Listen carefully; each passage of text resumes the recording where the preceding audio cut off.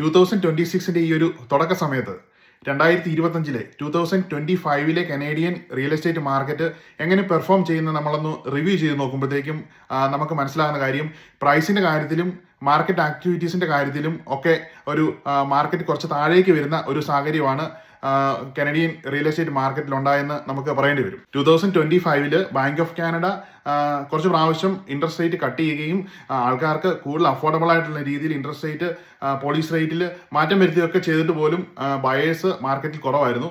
അതുകൊണ്ട് ഇൻവെന്ററി കുറെ നാൾ, അതായത് നമ്മൾ ലിസ്റ്റ് ചെയ്തേക്കുന്ന വീട് സാധാരണ കൂടുതൽ സമയം മാർക്കറ്റിൽ കിടക്കുകയും അതുവഴി മൊത്തത്തിലൊരു മാർക്കറ്റ് ഒരു താഴേക്ക് വരുന്ന ഒരു സ്ഥിതി ഉണ്ടാവുകയും ചെയ്തു. ഈ ഒരു KWC മാർക്കറ്റ് നമ്മൾ നോക്കിക്കഴിഞ്ഞ് കഴിഞ്ഞാൽ മൊത്തത്തിൽ ഇപ്പം കിച്ചണർ, വാട്ടർലൂ, കേംബ്രിഡ്ജ് ഒക്കെ നോക്കിക്കഴിഞ്ഞ് കഴിഞ്ഞാൽ ഒരു 5 to 6% പ്രൈസ് താഴേക്ക് വരികയും മൊത്തത്തിൽ ഒരു മാർക്കറ്റ് ആക്ടിവിറ്റീസ് സ്ലോ ആയിട്ട് നടക്കുകയും ചെയ്ത സിറ്റുവേഷനാണ് ഈ ഒരു KWC ഏരിയയിലുള്ളത്.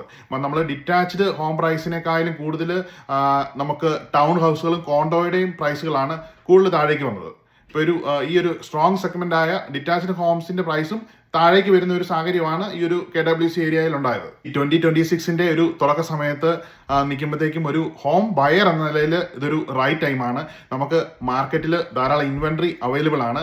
നമുക്ക് കൂടുതൽ നെഗോഷിയേറ്റ് ചെയ്യാനും നല്ലൊരു പ്രൈസ് റേഞ്ചിൽ നമ്മുടെ ഹോം ക്ലോസ് ചെയ്യാനും പറ്റുന്ന ഒരു മാർക്കറ്റ് സിറ്റുവേഷനാണ് ഒരു ഫസ്റ്റ് ടൈം ഹോം ബയർ എന്ന നിലയിൽ ഇപ്പോഴുള്ളത് നമുക്ക് നിസ്സംശയം പറയാൻ പറ്റും. ഒരു ഹോം സെല്ലർ എന്ന നിലയിൽ നമ്മൾ വീട് ലിസ്റ്റ് ചെയ്യാൻ ഉദ്ദേശിക്കുന്നുണ്ടെങ്കിൽ റിയലിസ്റ്റിക് ആയിട്ടുള്ള ഒരു പ്രൈസ് ഇടണം. അതുപോലെ ശരിയായ ഒരു മാർക്കറ്റിംഗ് ഈ ഒരു മാർക്കറ്റ് സിറ്റുവേഷനിൽ വളരെ പ്രധാനപ്പെട്ടതാണ്. അപ്പോൾ ഇത്തരത്തിലുള്ള കനേഡിയൻ റിയൽ എസ്റ്റേറ്റ് റിലേറ്റഡ് ആയിട്ടുള്ള വീഡിയോസിന് അക്കൗണ്ട് ഫോളോ ചെയ്തോളൂ.